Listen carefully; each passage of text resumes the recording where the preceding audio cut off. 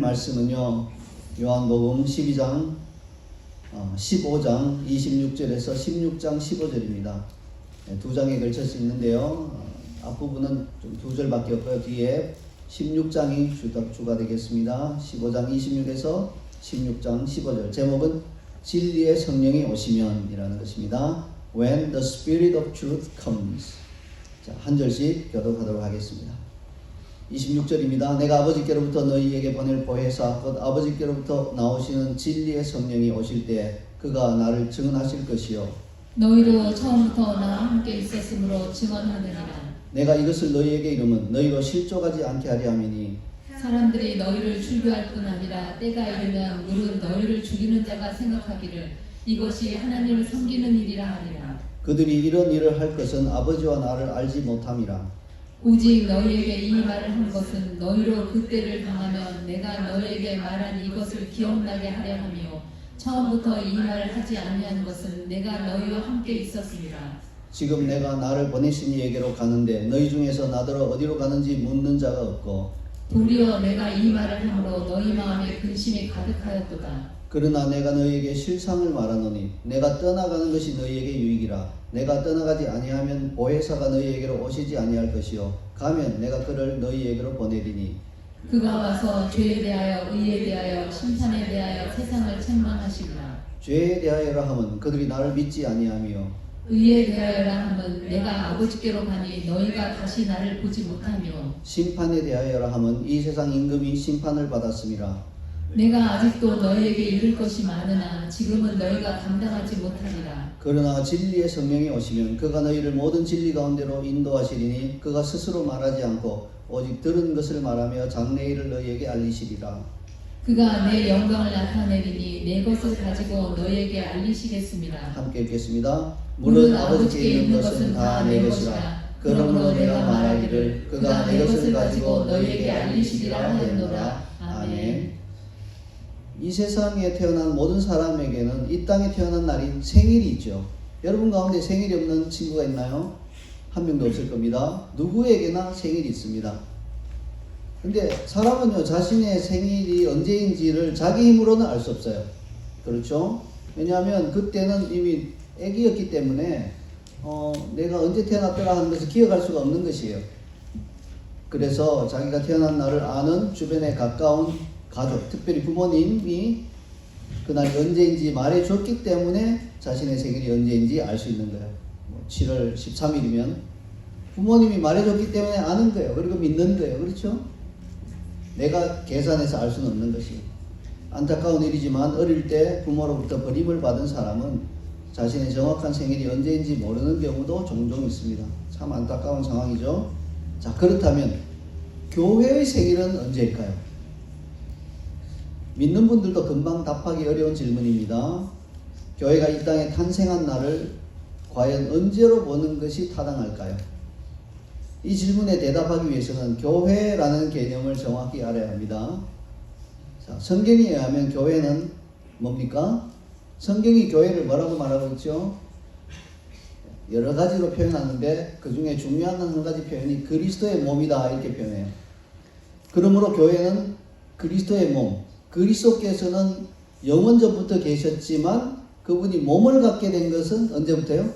그분이 성육신 하셨을 때잖아요. 그러므로 교회는 그리스도의 성육신과 굉장히 밀접한 관련이 있어요. 물론 그리스도의 성육신 이전에 이 땅에서 살아갔던 하나님을 믿는 그분의 백성 역시 우주적인 교회의 일원이기는 해요. 그러나 이 땅에서의 교회의 공식적인 탄생은 그리스도의 성육신 이후의 어떤 시점으로 보는 것이 타당하겠죠. 자, 그렇다면 교회의 탄생은 그리스도의 성육신과 동일한 날일까요?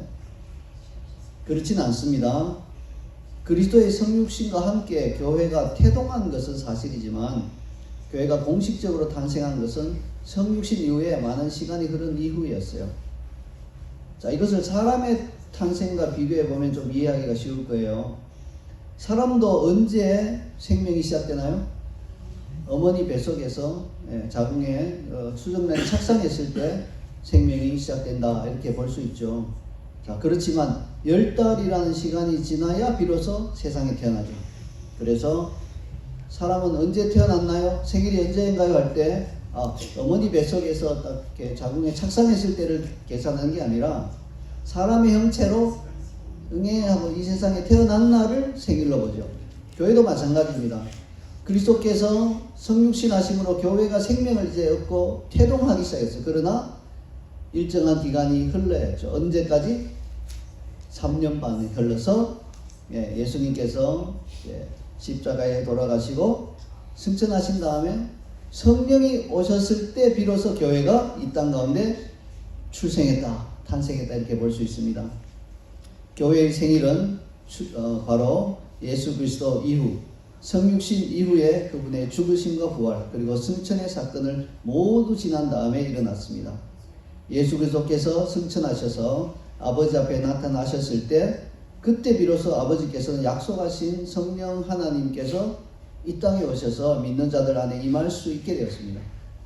이 사건이 일어난 일이 바로 교회의 생일이고요. 그것이 바로 교회력으로 오순절이라고 불리는 성령 강림 주일입니다. 그리고 이번 주일이 바로 우리가 교회력으로 성령 강림 주일로 지키는 바로 그 날이죠. 오늘이 바로 오순절이고요. 바로 오늘이 교회의 생일을 기념하는 날입니다. 그래서 몇 번째 생일인가요? 교회의 몇 번째 생일이죠? 예? 예. 뭐 한 2000번째쯤 생일이 되는 거예요. 여러분께 매년 생일이라는 것은 매년 돌아오잖아요. 그래서 교회의 탄생일이 2000년 전에 오순절날이 있었고요. 그때부터 매년 교회 생일이 돌아와서 기념하는데 이번이 몇 번째일까요? 몰라요. 아무도 몰라요. 근데 한 어림잡아서 2000번째쯤 되는 거예요. 교회가 상당히 오래되었죠. 사람하고 비교하면 안 돼요. 교회는 이 시간의 흐름과 큰 상관이 없어요. 그래서 한 2000번째 생일로 기념합니다. 자, 그렇다면 이렇게 교회의 생일을 가능하게 하신 성령 하나님은 어떤 분이시며 그분은 믿는 자들 위해 어떤 일을 하실까요? 자, 오늘의 메시지는 이 두 가지 질문에 초점을 맞춰서 풀어나가도록 할게요. 성령님이 어떤 분이신가? 그리고 성령님이 어떤 일을 하시는가? 이 두 가지입니다. 5장 26절을 함께 읽겠습니다. 내가 아버지께로부터 너희에게 보낼 보혜사 곧 아버지로부터 나오시는 진리의 성령이 오실 때 그가 나를 증언하실 것이요. 자, 이 짧은 한 구절 안에 성령 하나님이 어떤 분이신지 그리고 그분이 하시는 핵심적인 사역이 어떤 것인지 잘 설명되어 있습니다. 예수님의 설명에 따르면 성령 하나님은 어떤 분이신가요? 잘 들어보세요. 신학적인 설명을 먼저 드릴게요. 신학적인 설명은 일반인들에게 좀 어렵지만 귀를 쫑긋해서 한번 들어보세요. 거기 나름대로 깊은 의미가 다 담겨 있어요. 자, 성령 하나님은 예수님이 아버지께로부터 우리에게 보내시는 분이에요. 자, 이거 신학적으로 다시 풀어보면요. 성령 하나님은 삼위일체의 제2위격이신 성자 예수님이 삼위일체의 제1위격이신 성부 하나님께로부터 우리에게 보내시는 삼위일체의 제3위격이신 분이라는 거예요. 어렵다. 그런 생각이 되죠? 어려워요. 그래요. 왜냐하면 삼위일체라는 개념 자체가 우리에게 어려운 것이기 때문입니다. 그래서 1위격, 2위격, 3위격 뭘 말하는 것이지 그렇게 생각할 수 있습니다. 성령 하나님께서 아버지로부터 나오신 분인지 혹은 아버지와 아들로부터 나오신 분인지에 대한 논쟁이 있었어요. 옛날부터. 그래서 그 결과 서로 의견이 안 맞아서요. 동방교회와 서방교회가 갈려지게 됐어요. 사실 이게 이제 뭐 사실 정답이 있는 게 아니고 사람이 다 이렇게 성경 말씀을 잘 연구해 보면서 이렇게 생각해서 이럴 것이다 라고 하는데 내가 맞다? 아니면 내가 맞다? 이렇게 서로 양보하지 않아서 불행하게도 동방교회와 서방교회가 갈리는 역사가 일어났어요. 이제는 합쳐져야 되겠죠? 이제는 합쳐져서 뭐 서로 조금 양보해도 돼요. 이게 뭐 결정적으로 엄청나게 중요하고 구원과 관계되고 뭐 이런 건 아니니까 조금씩 양보해서 당신의 의견도 존중한다. 그러나 나는 이런 의견인 것 같은데 그래도 우리는 한 형제가 이렇게 하나로 할 수 있어야 되겠습니다. 자, 그래서 오늘 그러니까 이제 오늘 메시지는요. 이게 성령 하나님께서 어디로부터 오시는가? 아버지께로부터만 오시느냐? 아버지와 아들로부터 함께 이렇게 나오시는 거냐? 이런 것을 다루려고 하는 건 아니에요. 안심하시기 바랍니다. 그것은 신학적으로 깊이 있는 문제니까 이것은 다음 기회로 미루고요. 성령 하나님께서 예수님이 아버지로부터 우리에게 보내시는 분이다 하는 부분에 초점을 맞추고자 합니다. 자, 어쨌든 이 정도 이해하려고 해도 삼위일체를 알아야 돼요. 왜냐하면 예수님이라고 하는 삼위일체의 이 위격이 아버지로부터, 삼위일체의 1위격이신 성부 하나님으로부터 우리에게 보내시는 분이 바로 삼위일체의 한 위격이신 제3위격이신 성령 하나님이시니까 이 간단한 문장을 이해하려고 해도 삼위일체를 알아야 된다는 거예요. 성령 하나님은 예수님께서 아버지로부터 우리에게 보내시는 분이다. 문장은 참 간단한데 굉장히 신비한 미스테리가 여기 있고요. 삼위일체를 우리가 이해해야 한다는 것입니다. 그런데 문제는 삼위일체라고 하는 개념은 성경에서만 발견할 수 있는 독특한 진리로 인간의 머리로는 이해가 불가능한 것이에요. 삼위일체를 해결하고 설명하기 위한 많은 시도들이 있었어요. 역사적으로. 제일 유명한 게 물을 봐. 물은 고체, 액체, 기체로 있잖아. 고체일 때는 얼음이고 액체일 때는 그냥 물이고 기체일 때는 수증기야. 그러니까 물은 고체, 액체, 기체가 있는 것처럼 삼위일체도 이렇게 형태가 다르게 존재하지 아닙니다. 설명이 전혀 안 돼요. 물은 물이에요. 그냥 삼위일체는 각 인격이 다르다니까요. 근데도 하나라는 것이. 이거는요 인간의 머리로 생각이 안 됩니다.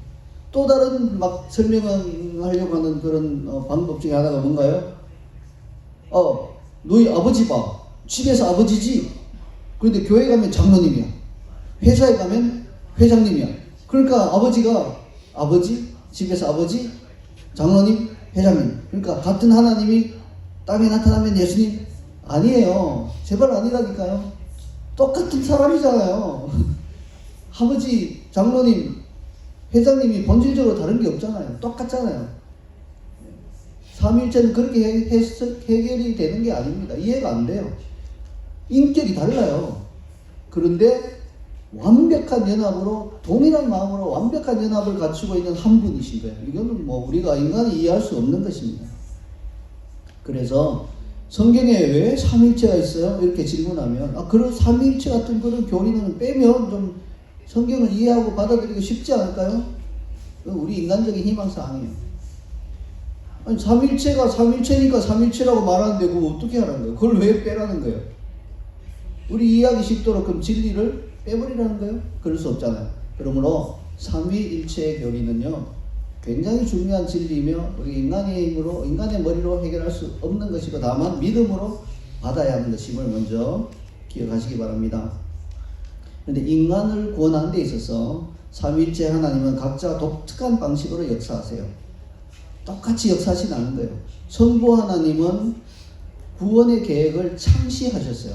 창시라고 하는 말은 제일 먼저 만들어내셨다는 거죠. 인간이 타락할 것을 아시고 창세 전에 성부 하나님이 예를 들면 이런 거예요. 말을 먼저 꺼내신 거예요. 성부 하나님이. 인간이 장차 선악과로 인해서 타락할 것인데 그래도 우리가 그들을 구해야 하지 않겠냐. 우리가 그들을 너무나 사랑함으로 타락한 우리 인류를 구해야 되지 않겠냐. 그러니까 내가 구원의 계획을 좀 세우고 싶다. 자, 나의 구원의 계획은 이렇다. 이러면서 이제 말씀하신 거예요. 여러분 이해하기 쉽도록 제가 풀어서 설명해 드린 거예요. 성자 하나님은요, 그 구원의 계획을 수행하신 분이에요. 그러니까 성부 하나님이 만드신 그 구원의 계획 안에는요, 성부 하나님의 세 위격 중에 한 분이 이 땅에 오셔야 돼요. 몸을 가지고. 인간이 되어서 오셔야 돼요. 엄청나게 낮아지는, 희생하는 그 길을 오셔야 되는 거예요. 근데 이제 성자 예수님이나 성령 하나님이 아버지 이거 너무한 계획 아닌가요? 이렇게 하지 않았어요. 성자 예수님이 그 계획을 제가 가서 실행하겠습니다. 그래서 손을 들고 자원하신 거예요. 기쁜 마음으로. 놀랍죠? 어떻게 하나님이신 분이 그 성부 하나님이 만드신 구원의 계획을 내가 시행하겠습니다 하고 오실 수 있단 말이에요. 그러니까 아버지가 흡족하게 고개를 끄덕이셨죠. 그래 아들아 너가 갔다 와라. 수고 좀 해주라. 그 수고가 결코 헛되지 않고 수많은 인류를 구원의 길로 초청할 수 있게 될 것이다. 그렇게 말씀하신 거예요. 자, 그러면 성자 예수님이 그렇게 구원의 계획을 수행하셨는데 성령 하나님은 어떻게 하십니까? 그 구원의 계획을 우리에게 적용하시는 분이에요. 여러분 생각해 보세요. 예수님이 십자가에 죽으셨어요. 그리고 하늘로 다시 돌아가셨어요. 근데 사람들이 아무도 안 믿어. 그러면 어떻게 돼요? 헛되이 죽으신 것밖에 안 되는 거예요. 그래서 성령 하나님이 오셔서 우리 인간의 마음을 막 부드럽게 하시고 믿을 수 있도록 그렇게 격려하시고 우리를 그 진리 안으로 이끌어 주시는 분이 바로 성령 하나님이십니다. 성령 하나님이 그 구원의 계획을 적용하시는 분이에요. 우리에게. 이렇게 각자 역할이 다르시죠. 자, 그러면 예수님은 언제 성령 하나님을 우리에게 보내주실 수 있게 되었을까요? 이 질문에 대한 답은 이렇습니다. 예수님께서 성령 하나님을 보내실 수 있는 법적인 권리가 생겼을 때 보내주실 수 있게 되었다라는 것이에요. 그러니까 예수님이 이 땅에 성육신 하시기 전에 성령 하나님께 자, 땅으로 가시죠. 할 수 없다는 거예요. 법적으로도 할 수 없을 뿐만 아니라 그때 성령 하나님이 오셔서 우리에게 오셔도 의미가 없어요. 왜? 예수 믿으세요. 이렇게 우리에게 말씀하셔야 되는데 아직까지 예수님 십자가에 돌아가시기도 전이니까 필요가 없잖아요. 그래서 법적인 권리는 언제 생기냐면요. 오늘 본문인 16장 7절에서 정확하게 설명하고 있습니다. 함께 읽겠습니다. 그러나 내가 너희에게 실상을 말하노니 내가 떠나가는 것이 너희에게 유익이라. 내가 떠나가지 아니하면 보혜사가 너희에게로 오시지 아니할 것이요 내가 가면 내가 그를 너희에게로 보내리니. 자, 가면 예수님이 가시면 성령님을 우리에게 보낼 수 있는 법적인 권리가 생기신다는 거예요. 예수님은 지금 어디로 가는 것을 말씀하시는 건가요? 질문이 틀렸습니다. 어디로 가는 게 아니라 누구에게로 가시느냐 하는 말입니다. 예수님은 아버지께로 가시는 거예요. 아버지께서 하늘에 계시니까 하늘로 가시는 것이죠. 하늘에 계신 우리 아버지요. 우리가 이렇게 기도하잖아요. 그러니까 하늘에 계신 아버지께로 가시는 것입니다. 그래서 부활 후에 승천하셔서 아버지 앞에 딱 나타나셨을 때 예수님은요, 인간 구원을 위한 모든 사역을 다 마치시고 성령 하나님을 우리에게 보내실 수 있는 합법적인 권리를 가지게 되셨고 아버지께서는 그것을 허락하신 것입니다. 그래서 성령이 우리에게 오실 수 있게 되었습니다. 자, 이제 예수님께서 설명하신 성령 하나님은 어떤 분이시며 어떤 일을 하시는가에 대한 또 다른 요점을 살펴보겠습니다. 그것은 다음과 같은 것이에요. 그분은 보혜사이십니다. 보혜사란 말은 성경에만 나오는 독특한 용어예요. 여러분 어디 다른 데서 보혜사라는 말 들어본 적이 없죠. 보혜사라고 하는 말은 성경에만 나와요. 근데 영어 성경은요, 헬퍼라고 해요. 그래서 우리 친구들 헬퍼는 쉽게 이해가 되죠. 헬퍼, 도와주는 사람. 보혜사는 어른들도 잘 몰라 이게 무슨 말이지 이렇게 합니다. 자, 그러면 우리말 성경은 왜 돕는 분이라는 쉬운 말을 두고 굳이 보혜사라고 하는 어려운 용어를 사용하고 있을까요? 이유는요, 성령 하나님을 단순히 돕는 분 이렇게만 해서는 턱없이 부족하기 때문에 그래요. 그래서 초대교회 아버지들은 성령 하나님을 파라클레토스라고 하는 명칭으로 사용하기를 좋아했어요. 이 명칭은요, 돕는 자라는 의미뿐만 아니라 함께 걸으시는 분. 우리가 어디 갈 때 함께 가면 좋잖아요. 우리 한국 사람들은 특별히 함께 가는 것을 너무 좋아하는 민족이에요. 화장실 갈 때도 함께 가는 민족은 한국 사람밖에 없어요. 나는 별로 하고 싶은 마음이 없는데도 화장실까지 같이 따라가요. 함께 가는 것을 이렇게 좋아하는 민족이 없어요. 이게 우리 한국 사람 가운데요, 묘하게 잘 연구해 보면요, 하나님의 나라의 그런 원리들이 우리 한국 사람 가운데 많이 살아있어요. 한국 사람처럼 손님 대접하기를 좋아하는 민족이 없잖아요. 손님 오면 뭐 소도 잡아서 대접하죠. 이게 바로 다 손님 대접하기를 힘쓰는 그런 좋은 성경적인 그런 바탕이 있는 민족이에요. 함께 우리와 동행하시는 분, 그리고 변호하시는 분. 우리에게 왜 변호사가 필요하죠? 우리를 고소하는 사람이 있으니까 변호사가 필요한 거예요. 아무도 우리를 고소하지 않으면 변호사 필요 없어요. 그냥 살아가면 돼요. 우리를 고소한 사람. 근데 여러분, 이 세상에서도 누군가 여러분에게 나 너 때문에 나 손해봤어, 나 너 고소할 거야 하면 누구를 찾아야 돼요? 변호사를 찾아야 돼요. 변호사 없이 나는 나 혼자 할 거야 하면요, 굉장히 위험한 일입니다. 왜냐하면 상대방은 전문 고소하는 사람을 데리고 나를 고소하는데 내가 변호사도 없이 맞으면요, 져요. 그러니까 변호사가 필요해요. 우리를 끊임없이 고소하는 자가 있어요. 누굽니까? 밤낮 쉬지 않고 아버지 앞에서 우리를 참수하는 자가 있어요. 마귀가 우리를 고소하기 때문에 그걸 방어하려면 내 힘으로 안 되는 거예요. 변호사가 필요한데 바로 성령님이 변호사가 되어주신다는 거예요. 또 그분은 위로자이세요. 위로자는 뭡니까? 내가 항상 기쁘진 않죠? 내가 슬플 때가 있잖아요. 그때 나의 곁에서 위로해 주시는 분이 바로 위로자예요. 여러분, 슬플 때 아무도 위로해 주지 않으면 마음이 더 힘들죠. 그래서 사람들이요, 이렇게 반려견이라고 하죠. 개나 고양이를 키우는 이유가, 직장에 어디 갔다 왔을 때 막 반기기도 해서 좋지만, 또 하나는 내가 슬플 때 개를 보고 있으면 막 꼬리치고 있는 거 보면 위로가 되는 거예요. 그래서 같이 산책 나가고 하면 이렇게 마음이 좋아지는 거예요. 네, 성령님이 우리의 위로자가 되신대요. 우리가 슬플 때, 힘들 때 우리에게 오셔서 괜찮아. 영혼을 생각해봐. 지나갈 거야. 이렇게 위로해 주시는 거예요. 실제적인 위로가 되는 것입니다. 상담자가 되세요. 어떤 어려운 일이 있을 때 우리 누군가에 가서 상담해야 되잖아요. 제가 이런 일인데 어떻게 할까요? 상담이 굉장히 중요해요. 성령님은 상담자가 되시는 거예요. 이런 일이 있는데요 하면 성령님이 그 일은 이런 원인이 이렇게 하니까 너가 이렇게 말하거나 행동하면 되겠어. 이렇게 말씀해 주시는 거예요. 이거는 단순히 옆에서 걷는 정도가 아니죠. 상담을 해주는 거예요. 그래서 또 보호자도 되시는 거예요. 어떤 안 좋은 일이 다가오면 미리 말씀하시고 피해 이렇게 말씀해 주실 수 있는 거죠. 그 모든 게 다 되시는 거예요. 보호도 하시고 위로도 하시고 상담도 하시고 이걸 다 한 번에 다 하려니까 돕는 자로만은 좀 안 되는 거라서 파라클레토스 이렇게 전문적인 용어를 사용해서 쓰고 있습니다. 자, 참 이 좋은 보혜사가 우리에게 오시는 거예요. 자, 그런가 하면 예수님은 26절에서 성령님이 어떤 분이신지에 대한 또 다른 부분을 말씀하십니다. 그분은 진리의 성령님이십니다. 진리란 무엇인가요? 진리는 거짓이 아닌 참된 것을 의미합니다. 성령 하나님께서 진리의 성령이라고 불리는 것은요, 그분 자신이 진리라는 거예요. 그분에게는 어떤 거짓도 조금도 없다는 것입니다. 여러분 자체가 진리인가요? 그럼 여러분은 성육신하신 예수님이나 완전히 성화된 사람인데 그런 사람이 이 세상에 없죠. 여러분 자신이 진리세요? 일단 화장했으면 땡. 화장 자체가 이거 진리를 감추는 거잖아요. 그렇죠? 화장한 모든 분들은 땡이에요. 남자들은 그럼 다 진리인 거 아니죠. 남자들도 머리 염색하면 땡. 모든 거짓이 하나도 없는 게 바로 진리예요.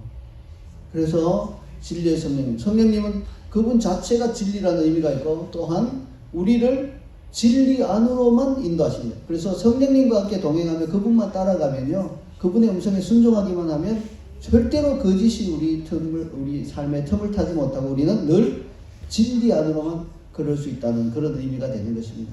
놀라운 분이죠. 자, 이에 관한 예수님의 추가적인 말씀이 바로 13절에 나와 있습니다. 상반절만 함께 읽겠습니다.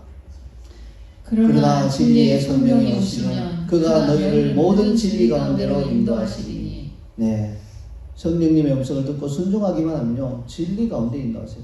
근데요, 그게 쉽지만 않아요. 우리가 타락한 혼을 갖고 있기 때문에 그것은 어쩌면 여자분에게 화장하지 마세요, 그리고 생얼로 막 다니세요 하는 말과 비슷하게 들릴지 몰라요. 어떻게 그럴 수 있어요? 이제 이렇게 비유하자면 그렇다는데요. 우리 본성이 싫어하지만 진리이기 때문에 이끌 때 우리가 순종해야 돼요. 화장은 특별히 트집 잡지 않으실 것 같아요. 제가 생각에. 예쁜 게 좋은 거잖아요. 그죠?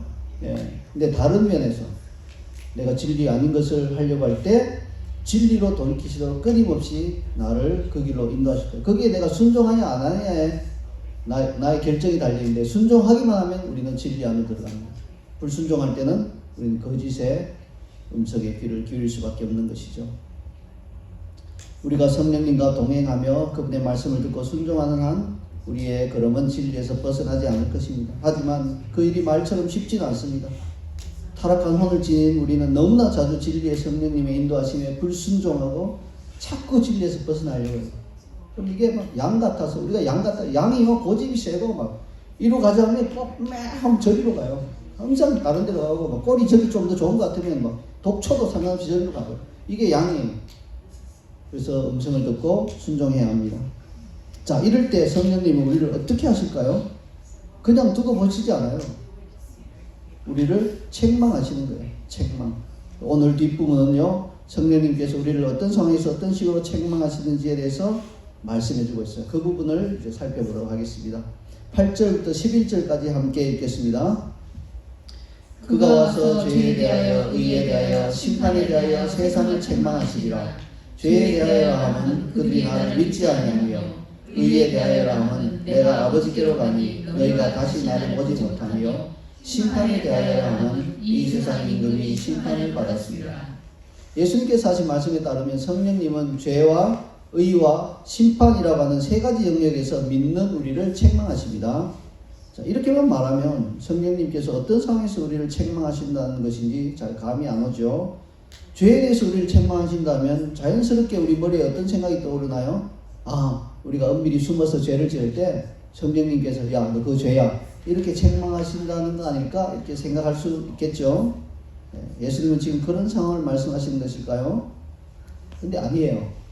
그래서 우리가 이런 이해가 너무 없기 때문에 예수님께서는 감사하게도 이 세 가지 책망의 영역에 대한 우리의 이해를 도와주기 위해서 친절하게 부연 설명을 붙여주셨어요. 그것들을 함께 살펴볼 때 조금 더 클리어한 그림을 볼 수 있다는 거예요. 먼저 죄에 대한 책망입니다. 우리는 언제 죄에 대해서 책망을 받을까요?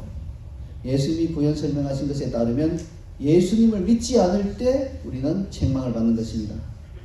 그러면 우리는 이렇게 말하겠죠. 우리는 이미 예수님을 믿고 따르는데 왜 책망을 받나요? 근데 과연 그럴까요? 우리는 모든 일에서 예수님을 믿고 신뢰하고 따르고 있나요? 예수님은요, 우리가 그렇게 하지 못한다면 그것은 죄라고 말씀하시면서 그렇다면 성령께서 우리를 책망하신다 하십니다.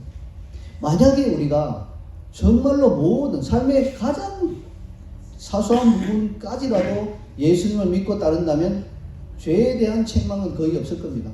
그분을 믿고 따르니까. 근데 그렇지 않을 때, 나의 장래가 불투명할 때, 내가 직장을 잃었을 때 과연 또 직장 가질 수 있을까 하는 생각, 내가 어떤 병에 걸렸을 때 내가 이 병 때문에 죽지 않을까 하는 이런 생각, 이런 걱정과 염려로 예수님을 바라보는 시선이 내가 돌려져 버리면 자꾸 문제만 바라볼 때 그것은 죄가 된다고 하시며 그 죄를 성령님은 그냥 두고 보지 않으시고 책망하신다는 것입니다.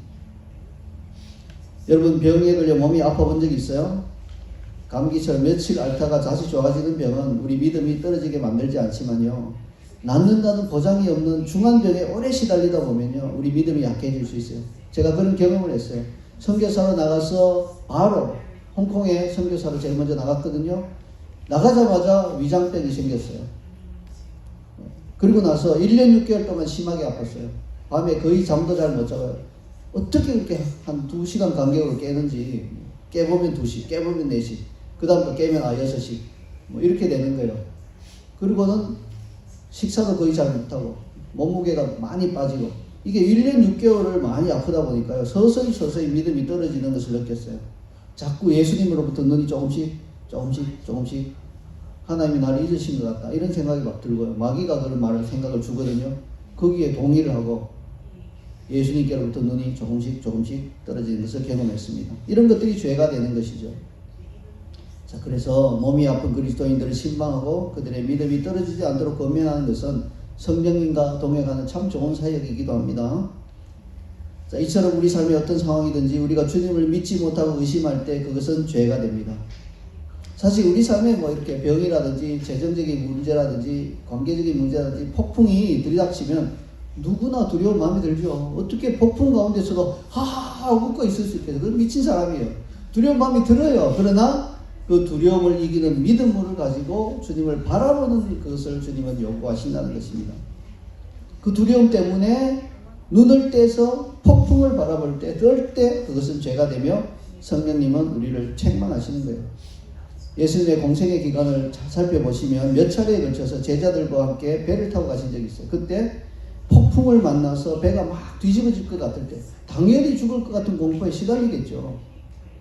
저도 뭐 배 타고 이런 상황을 만나보지 못했는데요. 만약에 배를 타고 이렇게 배가 곧 뒤집어질 것 같으면 겁날 거예요. 폭풍 가운데에.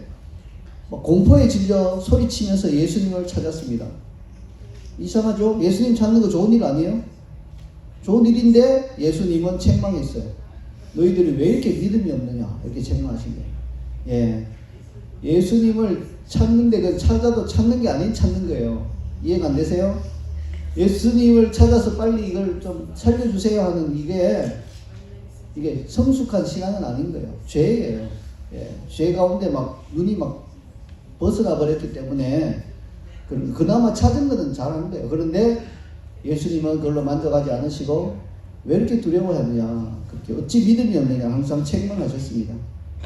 그래서 우리 앞에 공포스러운 불안한 이런 상황이 오는 것, 그걸 보고 두려운 마음이 생기는 것 자체는 야단치지 않으세요. 인간이니까 당연히 그럴 수 있어요. 그러나 주님께로부터 눈을 떼버릴 때, 그래서 떨고 불안해하고 이럴 때 그것은 죄가 되고요. 그때도 우리를 그냥 버려두지 않으시고 사실은 예수님이 직접 책망하셔야 되는데 주님은 지금 하늘에 계시니까 성령님이 우리 곁에 우리와 함께 동행하시는 성령님이 우리를 그때 책망하십니다. 야, 너 그거 좀 죄야. 왜 주님께로부터 눈을 뗐어? 그러면 안 돼. 이렇게 책망하신다는 거예요.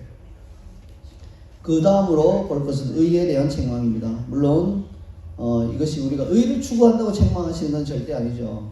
오히려 그 의의 길에서 벗어날 때 책망하신다는 겁니다. 자, 의에 대한 책망과 연결되어 있는 예수님의 부연 설명은 뭡니까? 의에 대하여라 하면 내가 아버지께로 가니 너희가 다시 나를 보지 못하며 이렇게 말씀하셨습니다. 예수님께서 아버지께로 가시는 것과 의는 무슨 상관이 있나요? 자, 이에 대해서 한마디로 답을 하자면 이래요. 예수님은 창세 전부터 의로운 분이세요. 늘 의로운 분으로 계셨어요. 근데 증명은 아직 안 되셨어요. 모든 사람들과 모든 피조물 앞에서 아, 이분은 의로우신 분이다 라는 증명은 아직 안 됐어요. 언제 증명이 되셨나요? 성육신 하셔서 이 땅을 살아가시면서 그분이 모든 걸어간 길이 다 의로웠기 때문에 부활 승천하셨을 때 증명이 된 거예요. 아, 그분은 의로운 분이었다. 의로운 분이다. 지금도 의로운 분이다. 이렇게 증명이 딱 된 거예요. 그래서 내가 아버지께로 갔을 때 예수님이 의로운 분이시라는 것이 증명이 된 거예요. 그리고 너희도 내가 간 그 길 그대로 고든 길, 의로운 길을 너희도 살아라. 그렇게 말씀할 자격이 생긴 거예요. 그렇잖아요. 하나님이 하늘에 계시면서 이 땅에 오시지도 않고 우리를 만들어 놓으시고 야, 너 의로운 길로 살아. 그러면 아버지가요 막 뭐 담배 막 피우면서 아들에게 야, 너 담배 피우지 마. 그러면 아들은 뭐라고 말할까요? 아버지다 피우지 마세요. 뭐 이렇게 나오겠죠. 예, 그것처럼 자기는 안 하면서 너 해 이렇게 하면 예, 잘 안 먹혀요. 근데 예수님이 공생의 기간 동안 그 모든 의로운 길로 사신 다음에 하늘나라로 가신 다음에 너도 나처럼 의로운 길로 살 수 있어. 내가 성령 보내줄게. 성령님과 함께 살면 의로운 길로 살 수 있어. 그렇게 하신 거예요. 그래서 우리가 의로운 길에서 벗어나면 대표적인 게 죄를 짓는 거죠. 남의 걸 훔친다든지 싸운다든지 이렇게 의로운 길에서 딱 벗어나면 성령님이 딱 책망하신 거예요. 너 그거 의로운 길 아니야. 이렇게 책망하신다는 거예요. 지난주에 우리 교회를 방문하신 이덕진 목사님께서 말씀해 주신 건데요. 좀 감명이 있어서 나누고자 합니다. 그 교회의 성도들은요. 주님이 가신 그 의로운 길을 가기로 결단하고 이렇게 실제 삶에서 작은 부분까지 이렇게 따라가는 분들이 많대요. 그 중에 한 분의 이야기인데요. 사업을 좀 크게 하시는 분인데 세무서에 세무 신고를 하는데 얼마나 정확하고 정직하게 하시는지 세금 낼 것도 많고요. 세무서에서 막 전화가 와서 이렇게까지 상세하게 안 하셔도 되는데요. 막 이럴 정도예요. 아니 세무서는 어떻게 하든지 더 받아내려고 하는 데인데도 그런 데서 전화가 와서 이렇게까지 안 하셔도 됩니다. 선생님 이렇게 하시면 다른 분들이 어떻게 됩니까? 막 이렇게 말릴 정도예요. 근데 한 번은 여기 항목에서 예스라고 딱 틱하면요 억대의 돈을 더 내야 돼요. 세금으로. 근데 아니라고 그냥 보고하면 억대 돈이 세이브되고 자기 돈이 되는 거예요. 1억은 작은 돈이 아니잖아요. 예. 그래서 갈등이 생겨요. 세무서 연락해 보니까 아 그거는 하셔도 되고 안 하셔도 되고 상관없습니다. 이렇게 나와요. 근데 의의 길을 가기로 결단했기 때문에요. 잠시 갈등하다가 예스 하고는 억대의 돈을 더 내셨대요. 세금을. 그렇게 바른 길로 가는 그 참 귀한 믿음의 사람이 아닐 수 없습니다. 아디오 뭐 하고 그냥 넘기면 세무서도 가만히 있겠죠. 아무 문제 없어요. 세상은 아무 문제 없어요. 법적으로도. 근데 성령님이 말씀하실 거 아니에요. 야, 너가 이 정도 성숙했으면 그 1억 때문에 너 약간 양심을 그렇게 해도 되겠니? 이렇게 책망하신다는 거예요. 이 말 들으면 그럼 난 성숙하면 안 되겠구나. 큰 어린아이의 생각이에요. 성숙하셔야죠. 성령님이 책망하실 때 즉시 듣고 돌이킬 수 있고, 제일 좋은 것은 책망하시기 전에 의의 길을 가는 거예요. 그렇게 하면 책망받을 일도 없는 것입니다. 우리가 보통 어릴 때는요, 죄 때문에 의에 대해서 책망받아요. 내가 죄 지을 때. 근데 성숙하게 되면 그런 부분은 줄어들고 하나님 나라를 세워나가는 부분에 있어서 내가 의의 길로 가지 못해서 본이 되지 못할 때 책망을 좀 많이 받아요. 그래서 우리가 그런 방향으로 성숙해 나가기를 소원합니다. 이제 마지막으로 심판에 대한 책망을 살펴보겠습니다. 예수님은 심판에 대하여라 하면 이 세상 임금이 심판을 받았습니다 라는 부연 설명을 해주셨습니다. 이 세상 임금 마귀가 심판받은 것과 우리가 성령님의 책망을 받는 것 사이에는 무슨 상관이 있을까요? 언뜻 생각하면 별 관계가 없을 것 같지만요, 아닙니다. 여기에는 깊은 연결점이 있습니다. 이 세상 임금은 당연히 마귀를 가리킵니다. 그는 이미 심판을 받았습니다. 언제 마귀가 심판받았나요? 십자가 예수님이 돌아가실 때. 마귀는 자기가 승리한 줄 알았어요. 왜냐하면 이 세상의 법으로는 죽으면 끝이에요. 죽으면 끝나는 거예요. 모든 게 끝이에요. 아무리 범죄자라도 죽으면 공소권 없음. 죽었기 때문에 기소할 수도 없고 할 수도 없고, 시체에 수갑 채워 데려가겠어요? 안 되잖아요. 빚이 있어도 죽으면 끝. 빚이 많은 사람은요, 죽으면 빚이 그냥 끝나버리는 거예요. 그래서 죽는 사람도 많아요, 사실은. 근데 마귀는 하나님의 아들을 죽이면 끝 생각하고 막 십자가 앞에서 막 예수님 돌아가실 때 막 춤을 추고 있었겠죠. 근데 아니었어요. 마귀가 착각한 거죠. 죽으면 끝이 아니었어요. 심판을 받아버린 거예요. 거기서 오히려. 그래서 그 자리에서 이제 심판이 선언이 됐는데, 왜 그러면 버젓이 아직도 활동하고 있나요? 심판과 집행 사이에, 실제적으로 마귀가 그 심판받아서 그 심판의 내용대로 집행되는, 즉 영원한 불못에 떨어지리라 심판받았는데 그것이 집행되기까지는 시간 간격이 있기 때문에 그래요. 예수님 재림 때까지 좀 연기가 됐어요. 왜 이렇게 연기시키셨나요? 바로 집어넣어버리면 좋을 텐데. 아니에요. 왜 그렇습니까? 우리를 위해서. 우리를 위해서. 요한계시록을 보면요, 20장 10절을 함께 읽겠습니다. 또 그들을 미혹하는 마귀가 불과 요한못에 던져지니 거기는 그 짐승과 거짓 선지자도 있어 세세토록 밤낮 괴로움을 받으리라. 마귀는 분명히 마지막 날에 불과 요한못에 던져집니다. 이미 심판되었어요. 그런데 왜 연기되고 있는 걸까요? 우리를 위해서. 마귀가 활동하도록 이 땅에 버려두신 이유는요, 우리가 마귀와의 싸움을 통해서 영적 분별력도 기르고 또 영적 전쟁에서 승리하는 경험도 없고, 마귀가 두려우니까 하나님을 더욱 신뢰하도록 그렇게 두신 거예요. 혹시 또 우리가 잘못된 길로 가면 마귀로 하여금 우리를 공격하도록 허락해 주시는 거예요. 그렇게 함으로써 우리가 깨닫고 돌이키도, 쉽게 말해서 마귀를 우리의 회초리로 쓰시는 거예요. 회초리. 여러분 회초리 맞아봤어요? 어린 친구들? 요즘 좋은 세상에 태어난 줄 알아요. 옛날에는 잘못하면 종아리 끄고 막 회초리 맞았어요. 근데 회초리는 언제 필요해요? 때릴 때만 필요하고 끝나면 버려버려요. 필요 없어요. 그래서 만약에 자녀가 완전히 성장해서 더 이상 회초리가 필요 없으면 회초리는 꺾어서 쓰레기통에 버리는 거예요. 마귀가 그런 역할로 남아있는 것입니다. 근데 어이없는 일이 벌어질 수 있어요. 그것은 뭡니까? 믿는 자들이 이 세상 임금이 마귀가 심판을 받았다는 것을 이해하지 못하고 마귀의 권세를 두려워할 때 일어나는 일이에요. 그렇게 되면 믿는 자들은 마귀와 함께 심판을 받을 수밖에 없게 돼요. 자, 이렇게 하면 무슨 뜻인지 잘 이해를 모르니까 오늘날 세태에서 자주 일어나는 일을 예를 들어 설명해 볼게요. 정상적인 국가라면 경찰의 권력은 범죄자의 권력보다 훨씬 높은 데 있어요. 그러니까 영화 같은 데 보면 경찰 한 명이 범죄자 수십 명 있는 소굴로 들어가서 큰 소리 막 치죠. 왜냐하면 그 경찰 한 명 뒤에는 국가 권력이 있으니까. 그 범죄자들 막 힘은 더 세죠. 칼도 들고 있고 총도 가지고 있어도 왜 이러십니까 하면서 절절매죠. 왜냐하면 그 사람 경찰 뒤에는 국가 권력이 있으니까요. 자, 이런 상황에서 만약 어떤 범죄 집단이 일반 시민을 딱 붙들고, 길 가는 일반 시민을 딱 붙들고, 야, 우리 보이스피싱 조직인데 너 지금 우리가 수거해야 될 돈이 있으니까 저기 은행에 가서 너 수거해 와. 이렇게 명령했다면 어떻게 생각할까요? 어떻게 할까요? 일반 시민은 어떻게 할까요? 막 벌벌 떨면서 이 보이스피싱 조직이 날 죽일지도 몰라 이러면서 가서 바보처럼 막 가서 은행에 가서 막 인출해 와서 이렇게 갖다 줘야 될까요? 아니죠. 그보다 높은 국가 권력, 이미 보이스피싱 조직은 범죄단체라고 이미 심판해 놓고 한 그 높은 국가 권력을 찾아가서 경찰서를 찾아가서 신고를 해야 되죠. 저런 조직이 나를 이런 나쁜 일을 하라고 합디다. 나는 그런 일 못해요. 나를 보호해 주시고 저들을 잡아가서 이렇게 신고해야 벗어나야 되잖아요. 근데 만약에 그게 겁나서 저 사람들 날 죽일지 몰라 하고 가서 그들의 일대로 다 처리해주면 나중에 그들이 잡혀서 형벌 받을 때, 형을 받을 때 나도 엮여들어가는 거예요. 당신 왜 그랬어? 하면 막 그때서야 나 겁이 나서 그랬어요. 막 이렇게 해도 정상 참작은 약간 해주지만 전과자래요, 여러분.